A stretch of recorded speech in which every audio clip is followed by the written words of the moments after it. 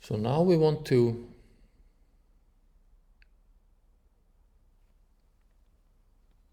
prove that the t-statistic actually does what it's supposed to do. Now recall that the t-distribution is defined as that distribution which comes out of a ratio between a normal 0, 1 and a chi-square divided by its degrees of freedom and a square root of it. So if capital T is a random variable like this, we denote it at T tilde lowercase t on new degrees of freedom, and correspondingly we can define the F distribution as the ratio of two chi-squares over the degrees of freedom. But we're just going to deal with the T right now. So what we want to show is that this quantity has a T distribution. Now what that means is that if we take a normal 0, 1 like this and then we need to divide by something which has a chi-square distribution over its degrees of freedom, then it's not too hard to see that this left-hand side and this centerpiece here are the same, because the sigmas actually cancel. What we need to show then is that this quantity in the square here has a chi-square distribution on n minus 1 degrees of freedom, and we need to show that it's independent of the numerator. If we can show that this and this quantity are independent and this is a chi-square distribution, then we're done, because the result will follow from the definition of the T. So let's prove this now, and we're going to do this geometrically. So we start off by recalling from the last video that if we have a bunch of independent normals, IID, so it's a sample from a normal distribution, and if we define y sub I as a linear combination, each yi is a different linear combination of the axes, and these linear combinations are made in such a way that they form an orthonormal basis, then these y's will be independent Gaussian. They will have the same variance as the original x's, and their mean will be given by this linear combination of the original means. And they're all the same, so it's just xi I prime times the mu times the original mu times the 1 vector. So all of this is just a simple consequence of the multivariate normal distribution, which we did in our last video. And now if we select these xi's judiciously, we'll be able to prove this result on the t-distribution very easily. So let's define xi1. We're going to take just the 1 vector of all ones, divide by root n, makes this a unit vector, and now we're going to basically project the x on this vector, project it on v if you like, and but then we're going to expand this to an orthonormal basis for all of n-dimensional space, and we can do this in any which way you like. These can be arbitrarily defined as long as they are all unit vectors and as long as they're all orthogonal and orthogonal to the first one we started with. So all of these are orthogonal to the 1 vector. All of these, in other words, each individual vector is such that the sum of its components is 0.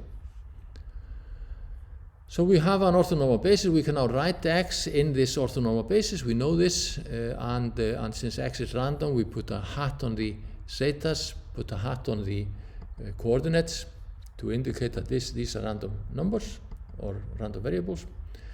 And of course, if we take the inner product of this sum with any one of the xi's, we know that all the inner product except this particular one will be 0, so the coordinates are given by this inner product.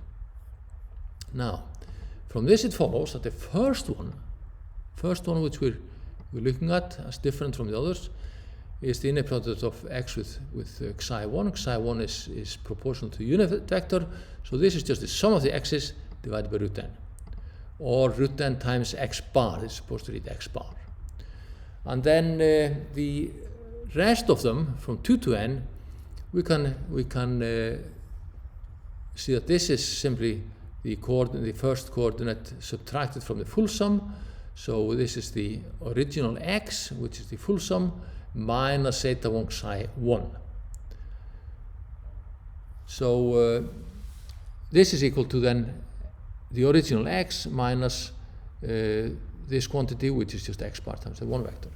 So the remaining coordinates are these deviances, xi minus x bar in the ith place. We know that the covariance are all 0, that follows from this theorem, and we can write this as a matrix product if we like. But an important point is that the mean of each of these is 0, and if I is greater than or equal to 2. So if we take the squared sum, there's a square missing here. This is equal to, on the one hand, the norm of x minus x bar, but it's also equal to this squared sum of the zeta I hat squared from 2 to n. So this is an n minus 1 sum, right?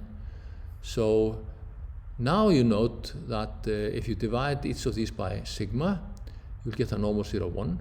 So if you add these squares, we know we'll get a chi-square, and we'll get a chi-square on n minus 1 degrees of freedom, because there are only n minus 1 terms in this. So the sum of these squares is chi-square on n minus 1. But it's the same as the norm of x minus x bar squared, or the sum of these deviations with a square here. So this sum of squares is chi-squared. And note, we didn't do any algebra to do this, we just looked at a little bit of geometry. This one, of course, is normal 0, 1.